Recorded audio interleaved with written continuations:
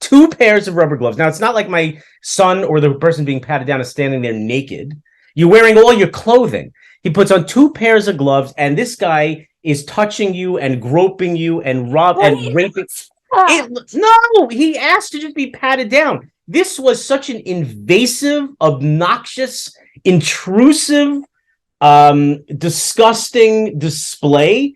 If I saw this happening outside the context of the airport, like if someone just did this to me, it was borderline rape. It was so horrible to watch. And then they rub this powder on your hands to see if you have explosives. It's like drama. It's all drama. So then just go through the thing and put your hands up and have like everyone else. Well, I did, but he believes that it could be radiation. He hasn't had children yet, and maybe he's right. I don't know. So I'm not criticizing this that. This is really your son. I bet half of these things come completely. So anyway, because of this, so we had the shoe bomber that now everyone has to take the shoes off. Now, we forgot we had the underwear bomber. You remember the underwear bomber a number of years ago? Mm-hmm. So why is it that we just have to take our shoes off? Why don't they go full throttle? You have to take off everything. Underwear, the underwear could be a bomb. Everything could be a bomb. Why not just get completely naked and have a line of naked people walking through security? I mean, they're halfway there already, no? I'm listening. You're ranting. Keep going. Your diatribe, John. This is what I mean. I'm just saying these are things that really, really annoyed me. Yes, but what are you going to do to change them? So here's the difference between you and I. Okay. I was also traveling. Yeah. And I was sitting in the airport watching the TSA people that take the elderly to the airplane. Oh, in the wheelchairs? And I was sitting there thinking to myself. You're talking about the wheelchairs, right? Yes. Yeah. That person pushing that wheelchair looks like they need a wheelchair. Some of them. And it really made me sad to watch that. I'm like, can't they find healthier people to push those wheelchairs? Why should only sick people get wheelchairs? Why shouldn't everybody get one to just be wheeled to the gate? Why do I have to walk? Everybody doesn't need a wheelchair. Is that a question of need? Could you imagine if every passenger was going on a wheelchair? Why don't you think about some of No, just get wheeled around the airport. No, I don't mean like sitting in the wheelchair on the plane. I'm talking about why does this guy get wheeled around, but I don't get to wheeled around? It's an older woman. It doesn't matter. Everybody should get to an opportunity to be wheeled around. That's discrimination. No, they have trolleys taxing people around if they want to pay, but we know. I'm talking about in the airport. In the airport. What do you mean trolleys? No trolleys in the airport. Well, since you only fly from New York to... Oh, here we go. Since you've only ever flown from New York to Israel. Oh, that's it. That's the only place I've ever traveled. I've never gone anywhere else. I've gone to almost every state in this country. What are you talking about? So you clearly haven't been in all airports, because in some airports, there are trolleys that you can pay them and they will take you from one gate to Oh, the you next. have to pay them. Oh, that's why you do that. That's the point. Okay, that makes sense. Like earlier when you rudely... I didn't realize it involved paying. Always do to shut me up, because you don't want to allow me to make the point I'm making. No, I didn't realize it involved payment. So you're right. It's totally my fault. By the way, when you were on the plane, how long was the flight to California? You traveled to California, right? How 6 long? hours. 6 hours. Okay, so my Israel trip was 10 hours one way and 12 the next. Did you have any screaming children on your plane? No, I flew first class. Sorry. I was in business class. You ass. Really? Did you really? Both ways. I put my bed back and I slept. Oh, I was smushed in like a sardine in economy. We get what we pay for. God damn you. Don't we? Wow. Boy, I feel really I can stupid. show you. Well, I was one F and one C. okay, well, in steerage. I was the only one in the... Well, okay, in steerage where I was, which I think is below economy, I think they actually put you in the bottom of the plane. So I have another idea for what planes should have.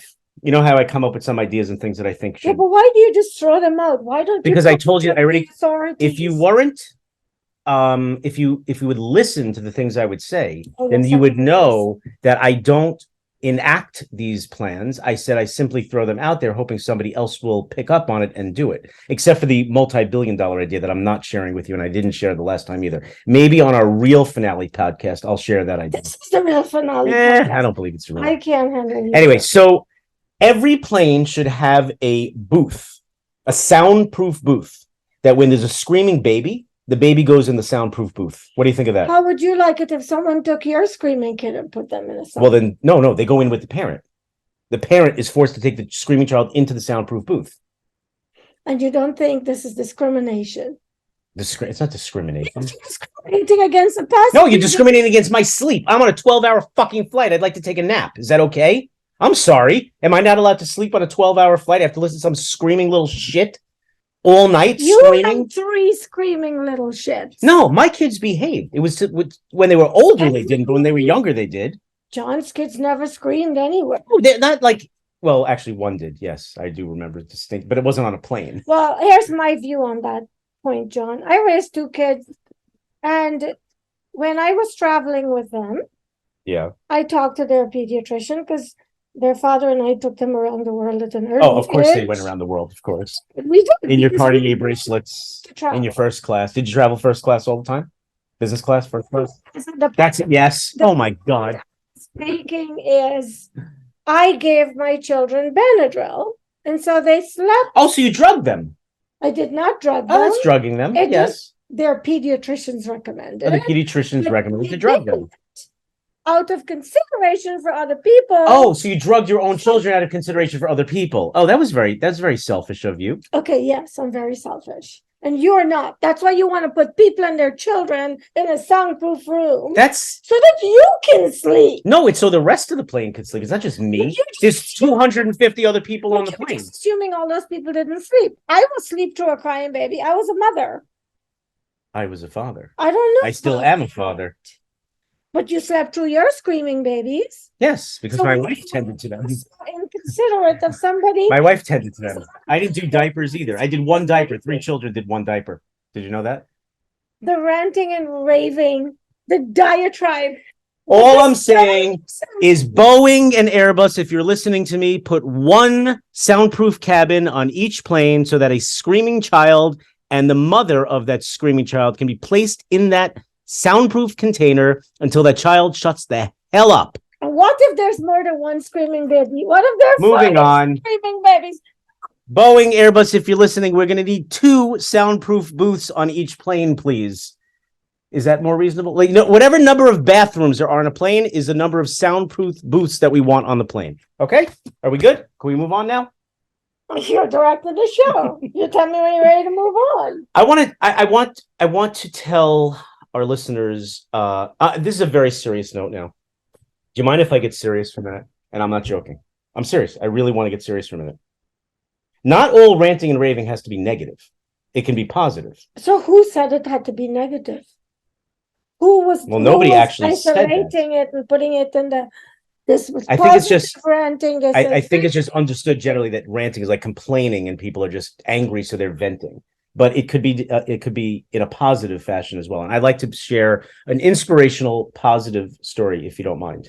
Is that okay with you? Why do you always ask me if I mind? We're here to have. Because you're my co-host. Okay. Yes. Maybe you have something more important to say to me. Please. Okay, you go first.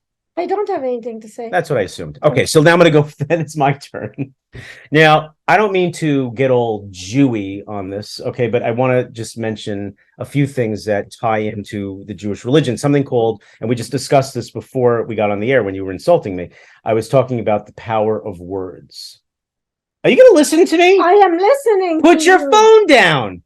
We're in the middle of a podcast. You don't play around on your phone while we're in the middle of a podcast. John, are you manning the time? Will you leave me alone, please? Okay.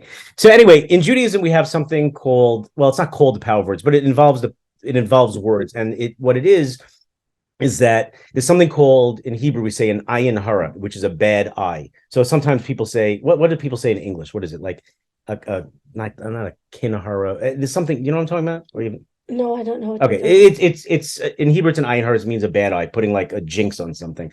So there's a thing about the power of words, how if you say things, they can actually happen because God listens. So I went to Israel, right? Because my daughter's there for the year. We already touched on that on a prior podcast. And we have some very close friends that live there, that moved there from America about 20 years ago.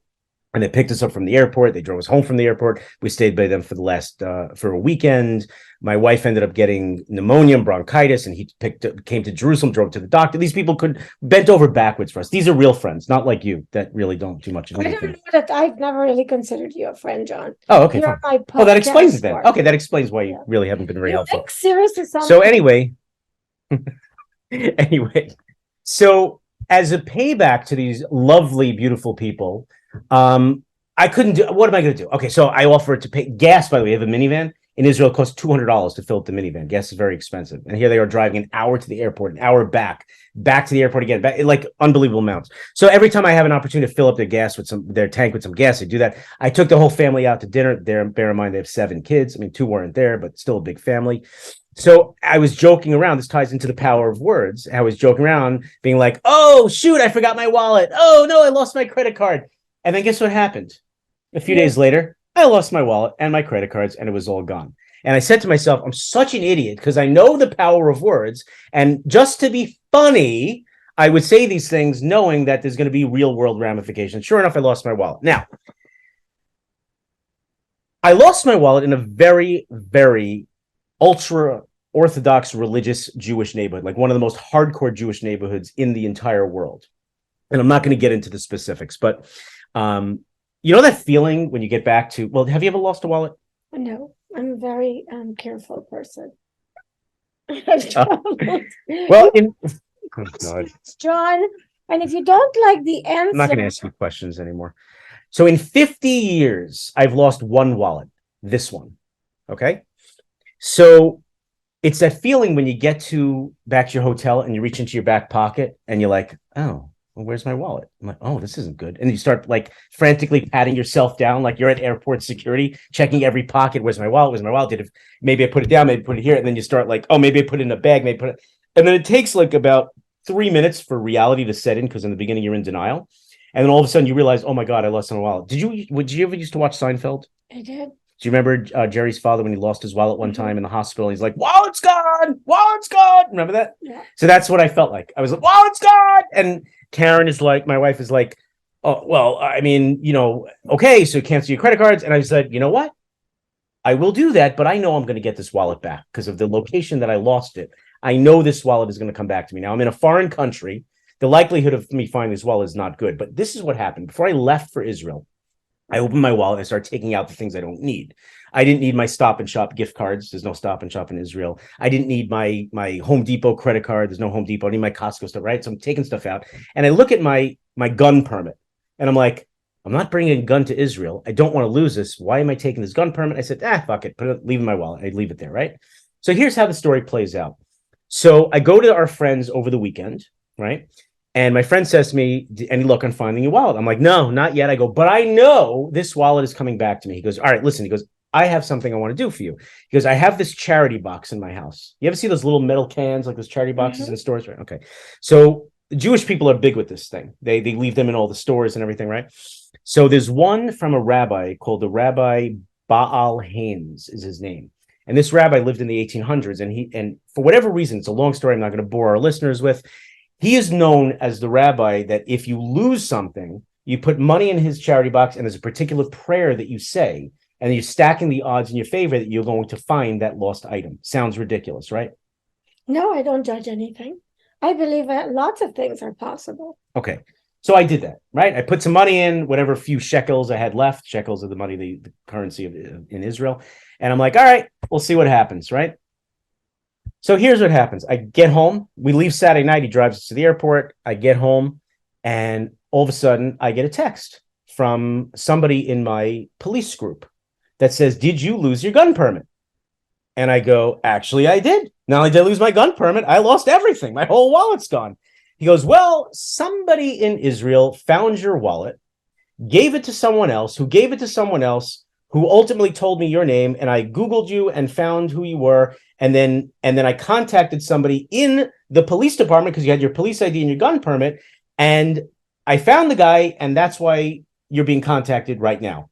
It was somebody that was in my police group that was being contacted by 3 prior people that found my wallet. And all of a sudden, my wallet is now sitting in a pizza shop in this ultra-Orthodox religious neighborhood in Israel. So I called my friend who lives in Israel. He went to pick it up, text me a video of the wallet. All the money's there. Everything is there. Nothing is taken. Now, coincidental maybe that I got the wallet back. I don't know. But putting that money in that charity box, I think contributed to getting that wallet back. Not judging.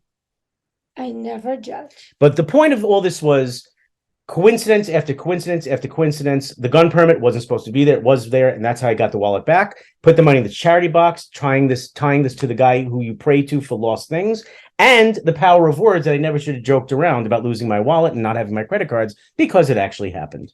So, and my friend this week is going to Israel. He left today, and he's going to bring the wallet back to me because he was traveling there anyway. He was around the corner from me. So all is well that ends well. But I thought that was a very inspirational chain of events. I have to agree. I'm very happy you got the wallet back. You actually agreed with something that I said? How rare. I want to savor this moment for can I just soak this moment in for a minute? Please be my guest. I am your guest on this podcast. For the final time? Yeah. Oh. Do you have anybody in mind to replace me, by the way? Do you have a list? I do have someone. Can I have like veto power over that list? Can I help select my replacement? Is that okay? No, thank you. I don't want another person like you. It's like a husband and wife that get divorced, and the husband's like, "Okay, so I know you're going to remarry. Can I like be involved in the selection process of who you're going to be involving yourself with?" Yes. You can trust my judgment. I selected you, right? I don't know if I might have just been like a default option. I don't think I was actually selected. Is that possible? Sorry. So, we've been talking about other things that make you mad, and you had what? What things make me mad? Well, don't you remember the whole conversation we had about needing to get referrals from doctors? Yeah. So this is my rant, and it's not an angry rant, but a frustrated rant. Healthcare in the United States. I cannot tell you how much reform is needed. And unfortunately, we have PPOs, preferred provide treatment insurances, and then we have the HMOs, the health managed organizations. And I worked in a couple of them, and my frustration with them is I feel like they're losing track of the purpose of medicine, and their focus is shifting a little bit on making money. A little bit? And I feel like when you confuse those two when it comes to medicine, you really have a problem. Now, since I've moved to New York, I've been experiencing some skin issues that I've never had in California. And you say that with such a giddy look on your face. I left California last year, January, and ended up in the emergency room. Do you know you can't say the word California without smiling? Every time you say California, you smile. Oh, not anymore. How do you know that? Because you're in New York. Yeah, but I can always go back. All my things are still there. Oh, so this is just like this is a vacation? So anyway, let me get back. I let you tell your story and then interrupt. I know, but okay, fine. Sorry. You can't help yourself. I can't. Everyone knows this. Anyway, I went to the hospital, found out I had a reaction to sulfur, which was in an antibiotic I was taking at the time for a sinus infection. So now I have on all my charts allergic to sulfur. John is eating another tea bag. Double-barreled. If you had told me you're hungry, I could have ordered some pizza here at the studio for you. God forbid you should actually have food at the studio. Yeah, of course. Anyway, big talker. So I bunch of fucking peanuts here. And just came back. Like I'm an elephant being fed peanuts. Back, I've broken out again in another rash, which can't be explained, but is very painful. It's burning, it's itchy, it's ugly. It is ugly. My face, it's on my arms. It's not fun. And so I called up the doctor. I went to see him. He looked at me and gave me an injection. He sent me for some blood work. But before I even got the results of the blood work, we went into the process of getting this injection called Dupixent. The one I told you not to get. So I went in, I was desperate for help. He's the doctor, he recommended it. I trusted him, I did it. The one I told you not to get, right? And a half, you told me not to get it after I'd already got it. No, excuse me. Don't lie. We were sitting in the studio. I said, don't do the injection. And you go, he already ordered it. I go, I don't care. You don't have to go. Go on. You were not the one burning and itching and in pain. Doesn't matter. It was a new product. You don't take new products. Well, it turns out like the COVID vaccine. You don't do that either. But anyway, the blood work came back and they decided I should see a rheumatologist, an allergist, and a dermatologist. I've added to the list because I'm replacing this dermatologist. And I tried to get a referral from my general practice doctor. And here's my frustration. If you see one doctor and you've had blood work, and the blood work shows that you need to see certain specialists, this information is in the system. So why then do you have to go see your primary care doctor to get referrals to see the specialist? Absurd. Absolutely absurd. Then, when you do get recommended to someone, you have to wait 2-3 months before you can get on their schedule. In the meantime, No, it's only when you have shitty insurance like you. When you have good insurance like me, it's a very different story. Okay, I have what I can afford, John.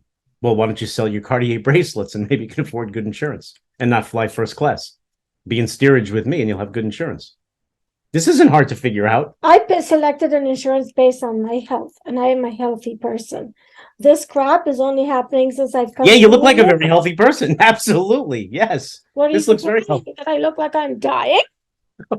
So what is you have this heinous rash all over you. Don't tell me sit here saying I'm a healthy person. Something is wrong. I selected my insurance plan.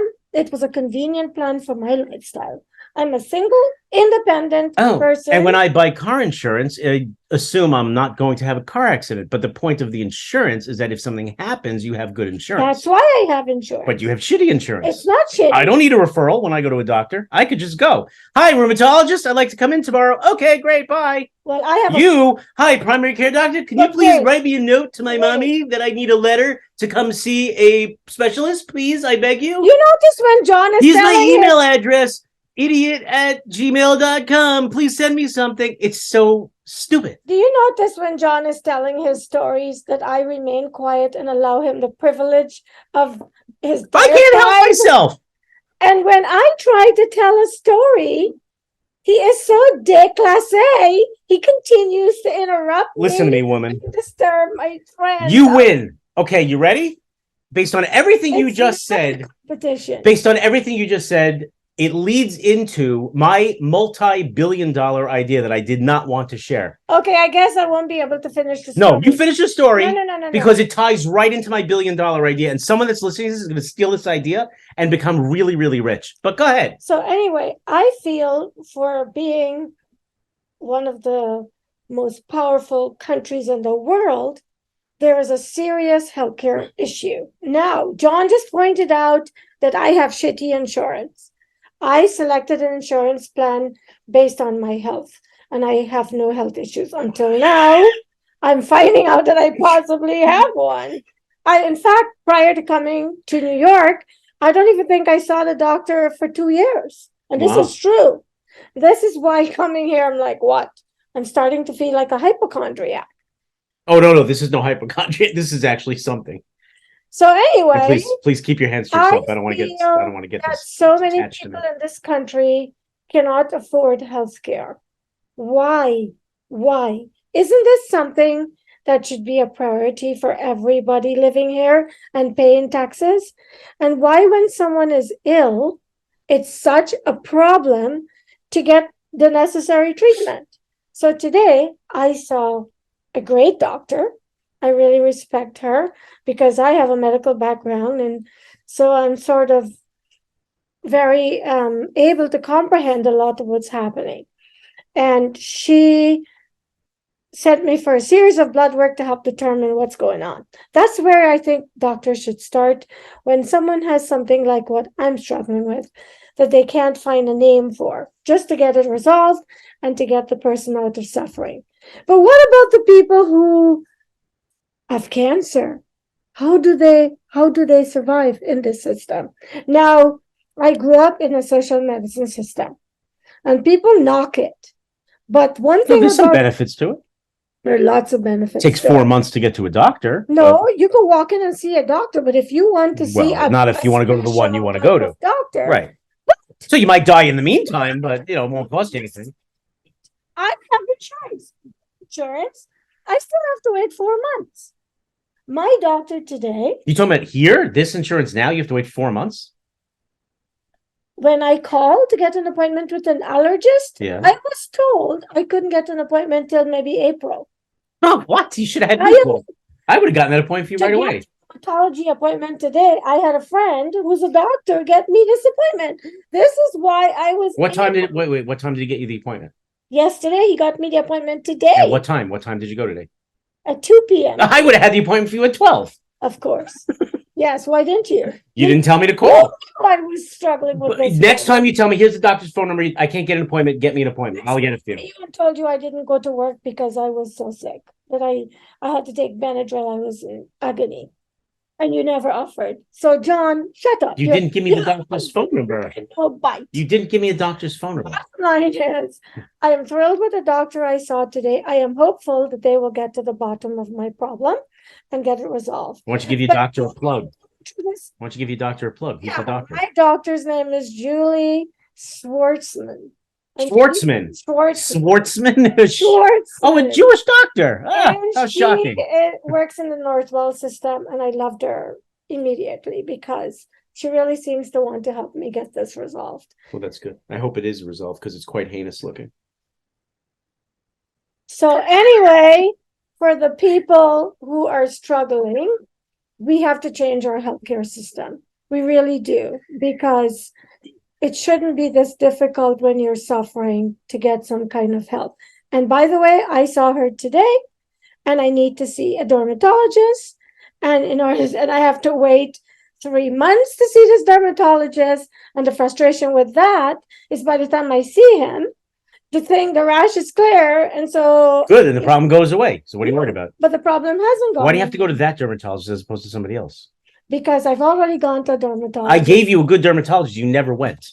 I gave you the phone number. I The gave you. dermatologist is near your house. I don't want to go over. It's 10 minutes from my house. What are you talking about? It's near. I wanted someone closer to my home. Yeah. Okay. or Whatever. my Okay. home. Okay. Very good. Okay. Now I'm going to tell you. This might John, partially. you know that John cannot remain silent. That's going to be a fun podcast. Well, let's both be silent on the podcast. They're going to have a lot of listeners to that. Shh, no, quiet. Let's be quiet. Shh, let's be quiet. Let's see what happens. Shh. What is it like living in your home? I would not want to be your wife. You want to call my wife right now? I've already talked to your wife. And what'd she say? I can tell what she deals with. Hurry up and go home to her. Drive her nuts. Okay, so here's the idea, and this isn't necessarily going to address all of your concerns, but it might make healthcare more accessible and possibly more affordable. Are you ready for this idea? This might make your fucking head spin. Okay. The term is called the medical mall. What are you listening to me? I have ears. Medical mall. Now, let me explain to you what the medical mall is. You take a shopping mall, giant shopping mall. You take all these stores that are in that mall, and every single one of them is a different medical practice. Dermatologist, rheumatologist, general practitioner, cardiologist, any kind of ologist, audiologist you could think of is filled up in every one of these stores is a different doctor. Right? Different medical practices. You could have dental practices in it. You could have chiropractic. You could have everything. Upstairs, you have the food court. Lower level, the rehab. Now, a person can make all of their appointments in one day and go from doctor to doctor to doctor in one mall.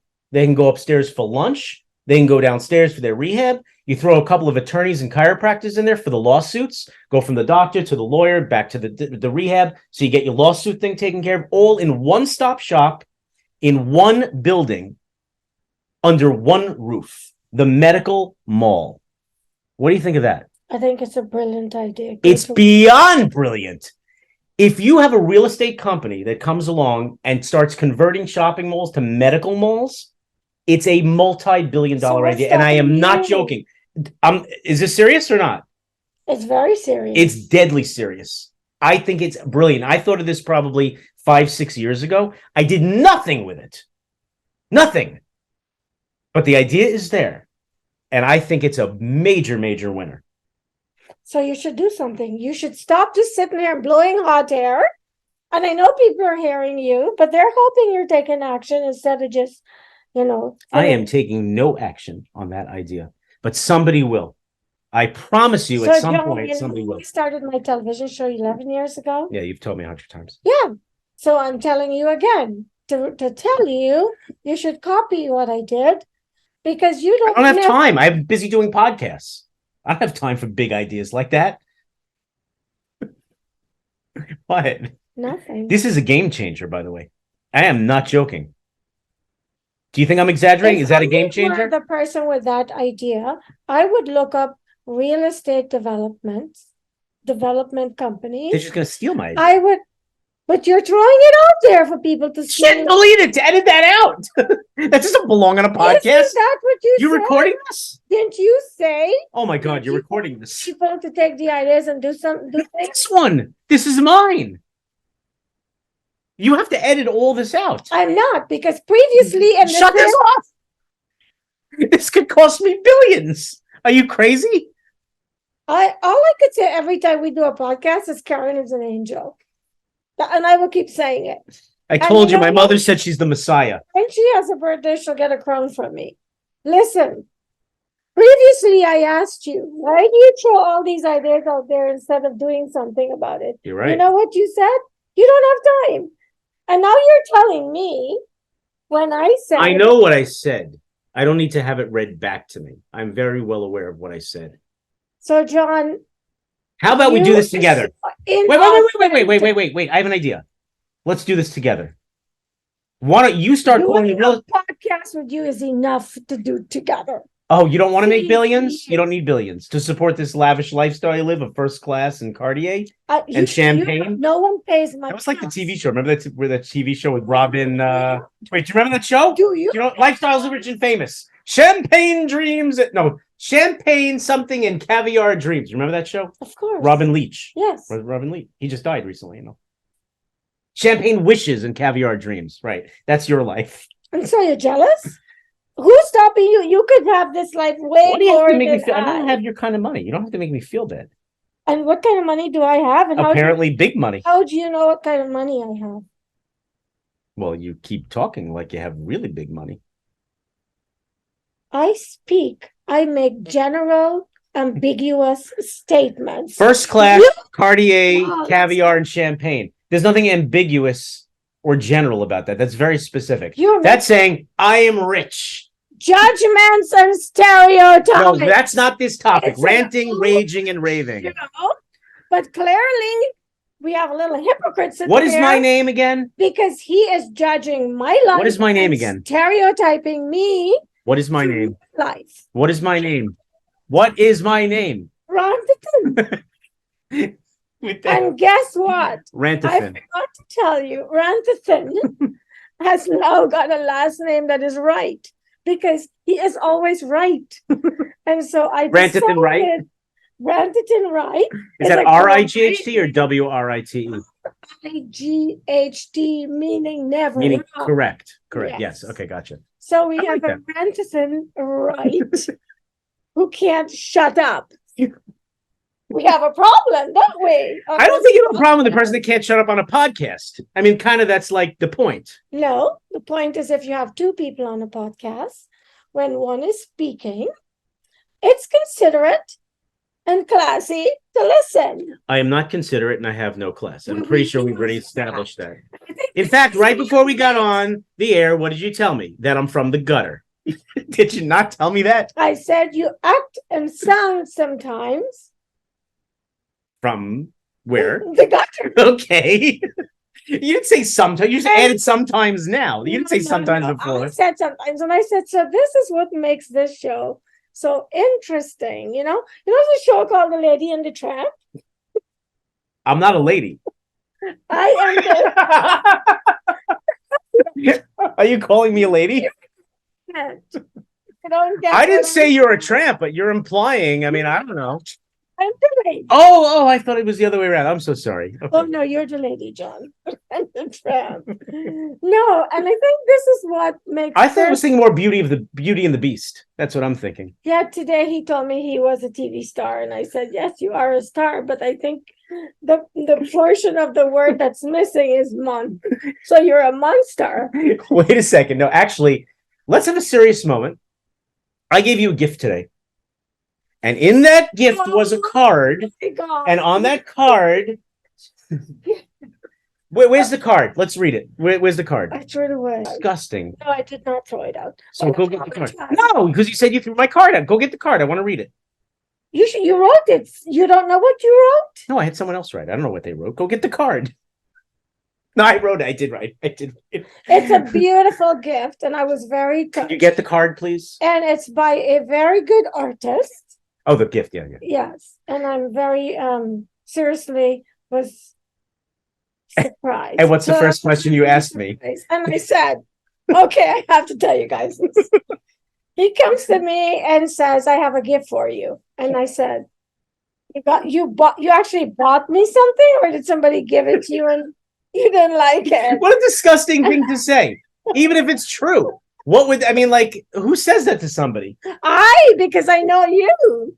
And you've made it clear to me that you don't like to buy gifts. No, I don't like to buy gifts for you. To receive I have no reason to buy gifts for you. Why do I have a reason to buy gifts for you? Who are you? Who are you? When he told me how to gift from me, I thought maybe it's some peanuts or something.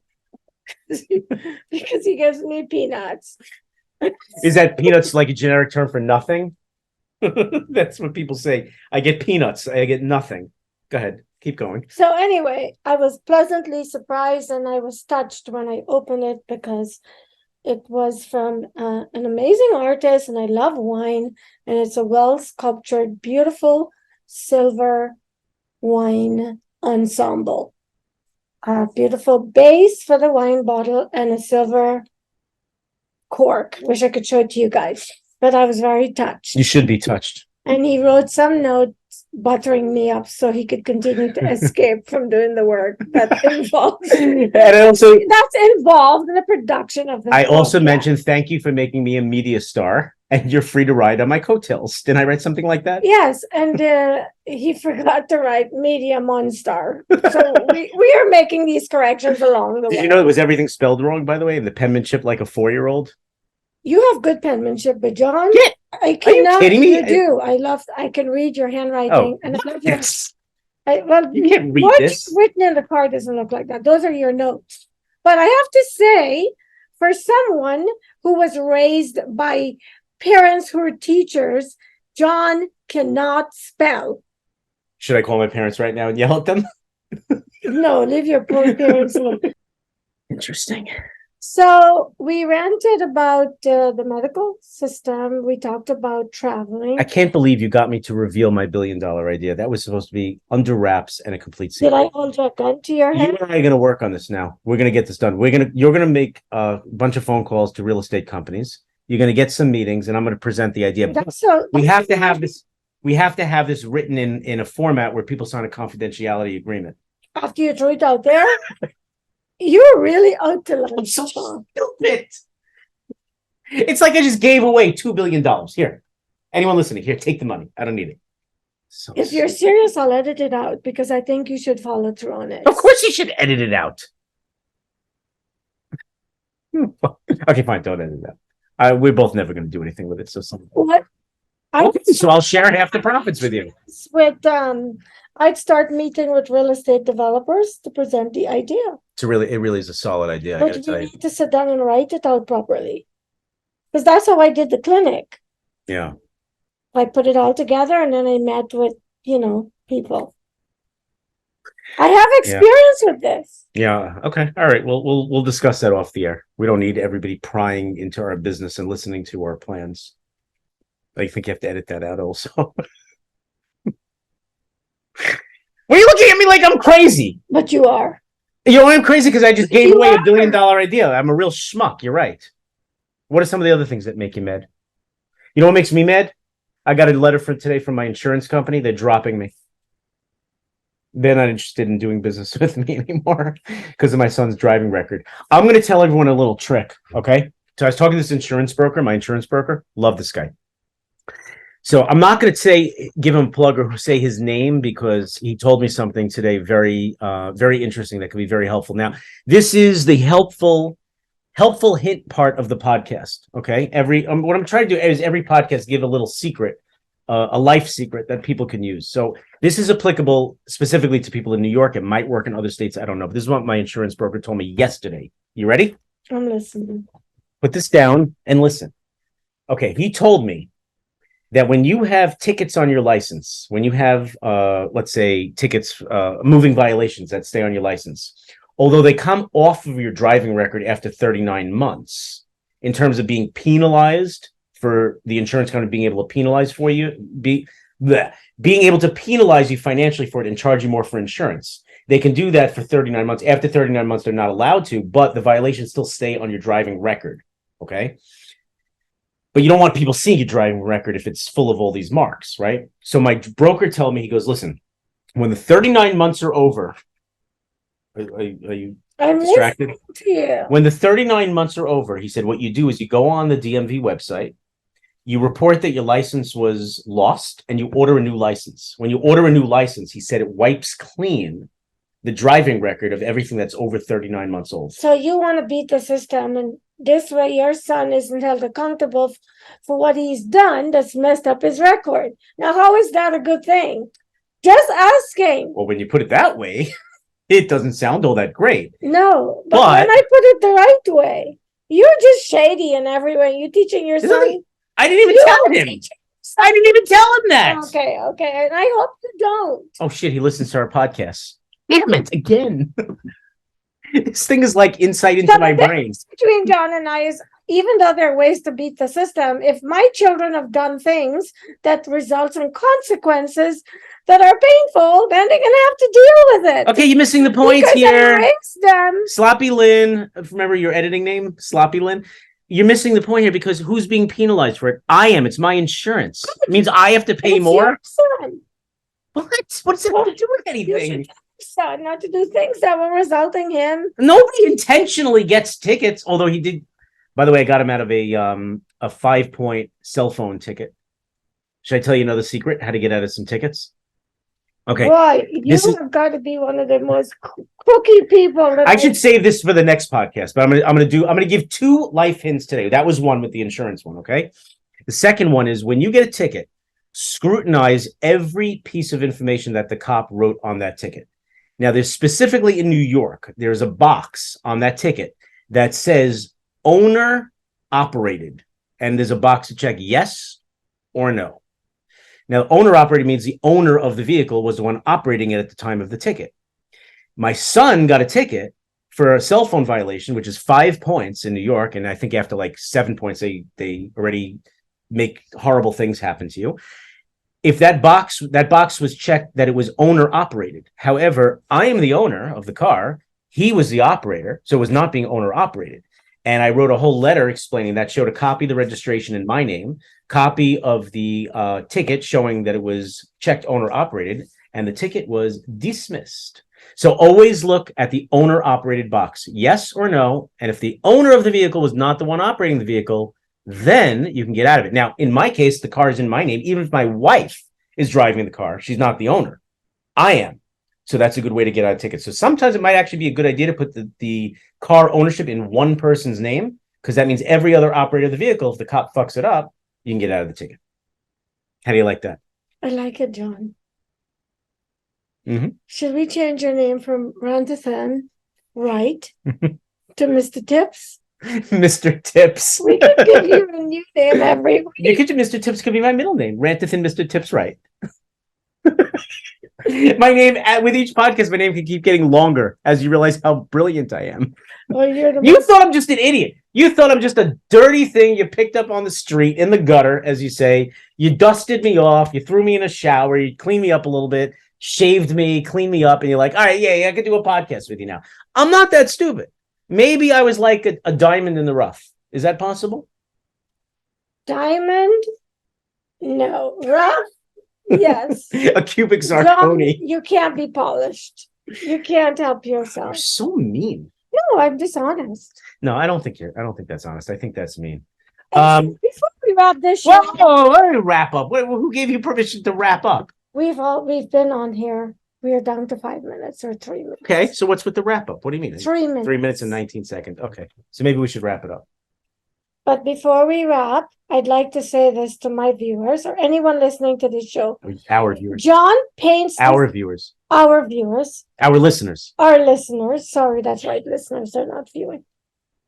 John paints this picture of me that makes me sound ostentatious, like I live this decadent lifestyle. Let me correct him. What do those words mean? I'm going to buy you a dictionary soon, or there's Google. Okay. How do you spell them? So I want to make sure that everyone knows that I am none of the above. All of the above.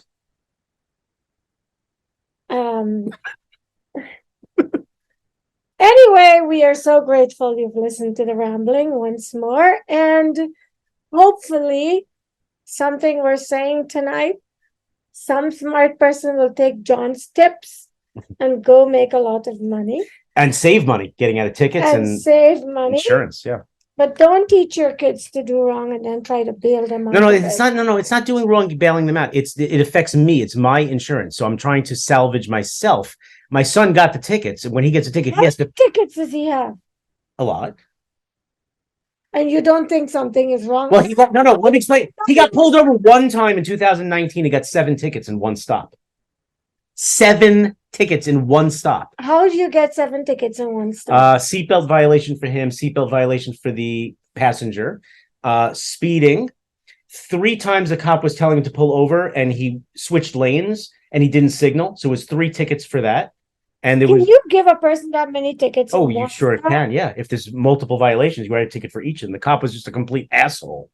And he'd fucked up his whole driving record. That was the basis of everything. I understand that then. Yeah. I thought that it's 7 different times. Yeah, and he was wearing the seatbelt. But what happens when he got pulled over? What actually happened, truthfully, is he thought it was an ambulance behind him. So he was moving out of the way because in New York they have something called the move over law or something where you have to get out of the way of an emergency vehicle. In California, right? So he was moving out of the way for the car to pass. He didn't realize it was a cop pulling him over, and the cop was irate by the time he got him. And then my son unbuckled the seatbelt to get out of the car, and the cop screamed over loudspeaker, "Stay the fuck in your car!"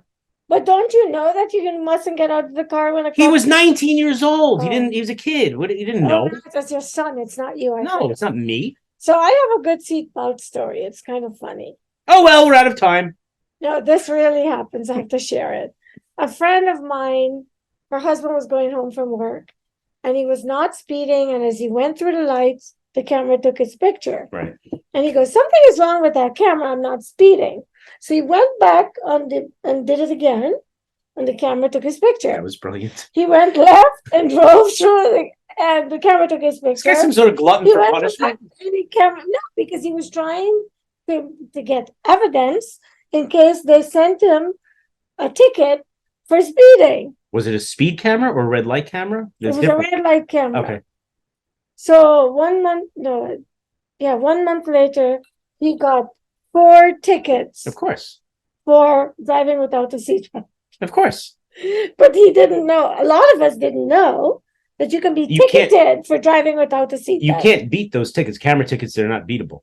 Yes, but we didn't realize that they ticket you for driving. This is in California? Yes. Oh, because New York doesn't have cameras for seatbelts. Yeah, well, only speeding and red light. So he got 4 tickets for driving without a seatbelt. Ooh, that's rough. Did he pay them or did he try to defend them? How do you defend them? I defend everything. Everything. And John, I have a damn good track record. We are so grateful to you for listening to us. Please write into us. We want more feedback. Except if it's mean. I only mean things about her. Nothing mean about me. I'm very sensitive. Yes, please don't hurt his little ego. Because then we'll have to add another name to his name that involves the fragile ego. We're going to have to start using initials only and letters instead of full words because it's going to be too long. Well, John, do you have anything else to say before I wrap?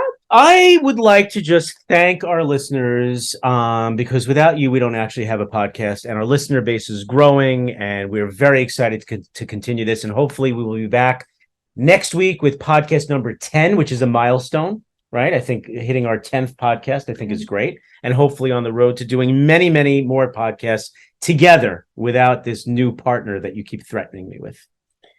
And we know that this podcast doesn't have the same format as some of the more formal podcasts, but we do this to entertain you. We are not doing this for competition. So Hopefully you're enjoying the entertainment. And tell your friends. If you think something's funny and you're listening, send it to your friends and tell them to send it to their friends. Post it on social media. The more people that hear, the better. Except don't let them hear the part about my really, really good idea. You've been listening to How Can You Say That? The podcast where we are raw, authentic, and we thank you each week for listening. And we will be back. I'll be soon. back.